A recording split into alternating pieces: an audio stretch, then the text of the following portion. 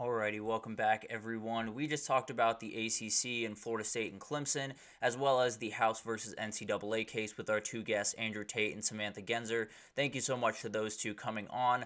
Hopefully the audio worked better this time around instead of what it was on Friday, which was downright annoying. I'll be totally honest with you. But let's jump into Utah and let's talk about them possibly looking to leave the Big 12. And I think that is a big confusing headline to see. I'm sure a lot of you were looking at that and thinking they're not even in the Big 12 yet, and that's the exact same reaction that I had. Dick Weiss believes Utah could be moving on, finding their way into the ACC at some point here pretty shortly, and that would be quite the mix-up to the world that we've kind of created here. Obviously, I think all of us have gotten pretty comfortable with the way that conference realignment and all of this stuff works. I think all of us know not to let your guard down and think that we're safe for any moment, but this is something that I did not expect, frankly. I'll be totally honest with you, and from a pure, sporting perspective, I don't much understand it. Now, Tate just brought up a fantastic point with the research dollars and Utah wanting to be a little bit better in that kind of realm, so the ACC would be a better fit there. But if we're talking purely from a football perspective, which is what I'll do for the next little bit here, it doesn't make much sense to me. When you're looking at this football team going into the Big 12 as of this second, the sky is the limit, essentially, for this team. They can do any number of things and can do remarkable things in the Big 12. I think everyone, including myself, is pointing to them to be the team to beat in this upcoming year, and I would keep it that way for quite some time. As long as Kyle Whittingham is in the building, I don't think there's any worry about Utah being a good football program. So I think it's going to be really fascinating to watch. Obviously, from a financial perspective, when you look at the TV dollars and all of that type of thing for the sports in particular, it also doesn't necessarily make sense. It feels like the Big 12 is starting to kind of move above the ACC in terms of when you look at the breakdown of the college football playoff distribution is the best way to put it. I think you saw the ACC a little bit above the Big 12, right? And I think that made sense. You had Clemson, you had Florida State, you had UNC, all of these teams. But now all of those teams might be trying to find their way out. And obviously that number will drop because of that. And I think it's going to be fascinating to watch how that impacts the ACC in these new discussions and how much money they're bringing in on a regular basis, but also how it impacts kind of the Big 12, because the Big 12, from where I was standing, was the conference that I would buy stock in the most, and it's because of Brett Yormark, their commissioner. This guy came from TV. He fully understands what it's like to be in those discussions and fully understands what it's like to negotiate, and I don't think anyone in any of the power conferences and any of the schools want to go to battle with Brett Yormark right about now. So I think it's going to be fascinating to watch this. I think Utah is a team that a lot of us are watching very closely, right? A lot of us are putting a lot of energy into whether they're in the Big 12 or the ACC in the coming years. I think they're going to be a team to be reckoned with. I don't necessarily think it opens more doors for them to be a better team if they go into the ACC. I think maybe if Florida State and Clemson find their way out, they still have that ability. But if they come in, maybe North Carolina stays, and then you have to battle with North Carolina, Virginia Tech, Miami, some of the other teams that are in there. So it'll be fascinating to watch this unfold. I think there's a number of scenarios where Utah decides to stay put and thinks that the Big 12 is the best fit for them, at least in the sporting world. And then there's a ton of realities where they move over to the ACC. I frankly think that's probably what's going to happen if there's so much money in research dollars and all of the stuff that is currently being thrown out the window, essentially, is currently not being utilized to the degree that it should be in the Big 12. They're going to make their way over to the ACC. We just talked about it in the last segment. That's where a lot of this money comes from, especially for some schools that might not have the best athletic departments, and not saying Utah necessarily falls into that group, but they don't necessarily fall into the Ohio State, Georgia, Alabamas of the world either. So it's going to be fascinating to watch this unfold. I think when you look at the ACC right now, it looks like a sinking ship, at least from the outside in, right? You look at Florida State, you look at Clemson, North Carolina, and Miami kind of eyeing that door as well.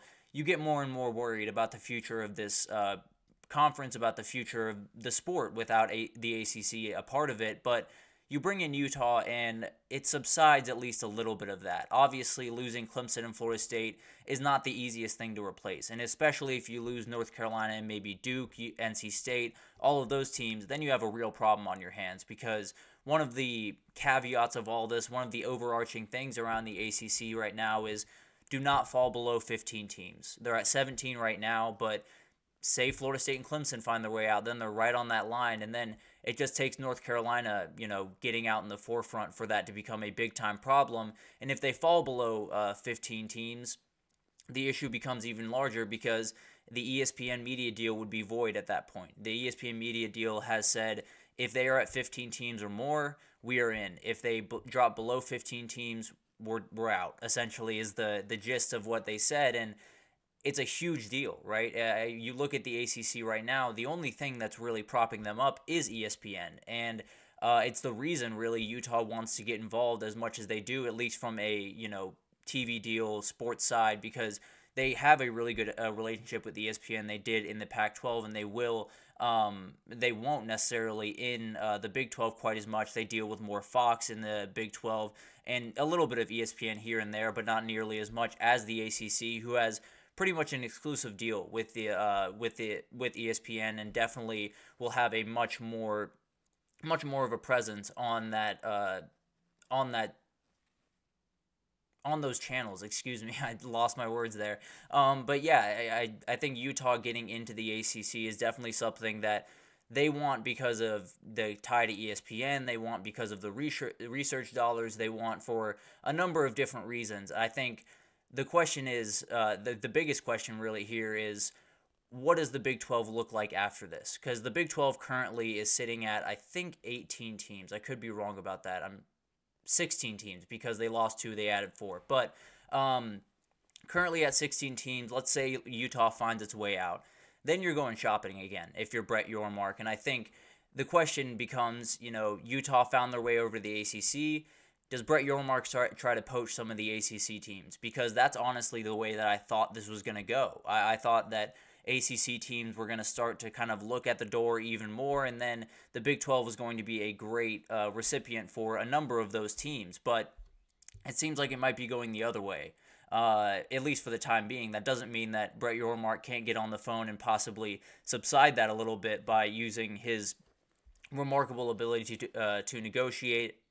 To negotiate and know all of the things that are happening in this sport, especially on the TV side of things. So I think it's something that we'll definitely have to continue to unpack on this show. I think it's something that when you look at the ACC right now, it is at very best a very teetering ship and a very confusing thing to watch.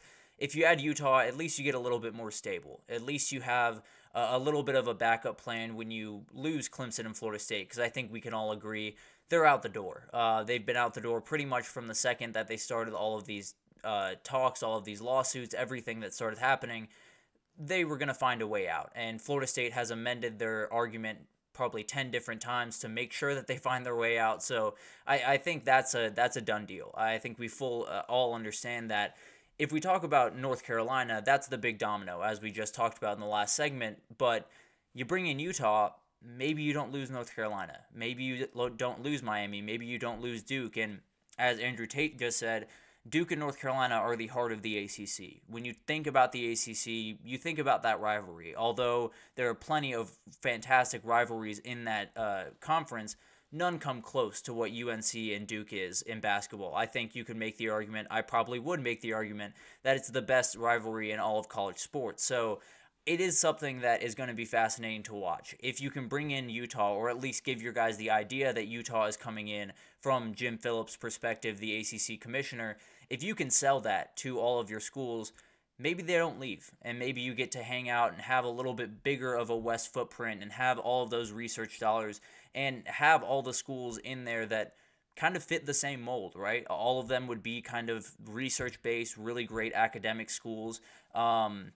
and Utah would fit in perfectly. And then, the questions of would Utah or would some of these other schools want to move on to the Big 10 or SEC in the future, that's something you can deal with down the road. But as of right now, you're dealing with Clemson and Florida State out front. And if they leave, you're down to 15 teams. If you can add Utah, maybe before that happens or shortly thereafter, you're back up to 16. At least you have a little bit of a buffer and you can work from there. So this is something that, frankly, I didn't think was going to happen. I thought the ACC was just going to slowly kind of sink into the ocean, if I'm being totally honest with you, and slowly lose teams until, North Carolina and Duke joined in, and then it was going to be kind of a free-for-all, kind of like the Pac-12 was a year ago. A big reason that Utah is in the Big 12, because I think if you went back and all of this Pac-12 talk started a couple of years ago, instead of, all happening in what felt like, 12 months, 9 months, it felt like everyone had to find their way out of that conference. I think Utah would have looked more at the ACC, or would have looked very aggressively at the Big Ten. I think that's probably where they wanted to be. But when you're battling Oregon, USC, UCLA, and Washington, it's going to be a tough time to get that to go. Now, could they do that down the road?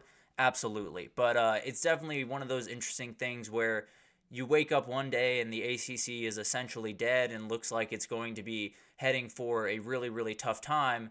And then a big-time program like Utah kind of comes out of the clouds and possibly saves them. And obviously the ACC might be saving them as well, with some of the different implications of being in the Big 12. But it's fascinating. It's one of those things that I never really thought was going to be the case. It's something that I thought Utah was just going to hang out in the Big 12 and really kind of tear apart that conference for the next little bit, at least in football, and keep it moving and maybe move up to the Big 10 at some point. But I thought we were at at least somewhat of a resting point with some of this stuff. But before even the new conferences have taken shape, we have someone possibly moving on from their conference. So it's going to be fascinating to watch. I think all of this stuff has always caught us off guard. I don't think there's any conference realignment that would feel normal at this point, but Utah especially going from a one conference to another, and then before they even get into that one, finding their way over to the ACC would be quite the story. But we'll definitely keep our eye on that. We'll definitely make sure you guys are fully up to date on that. But we're going to take our third break here, and after we come back, we're going to talk about the most important coaches for all of the contenders. We're going to go through Georgia, Texas, Bama, Ohio State, and Oregon today. We'll continue this probably throughout the week, just getting every contender out there. But these are the 5 that I'm really circling for this upcoming year. So I wanted to break that down right after this, so stick with us.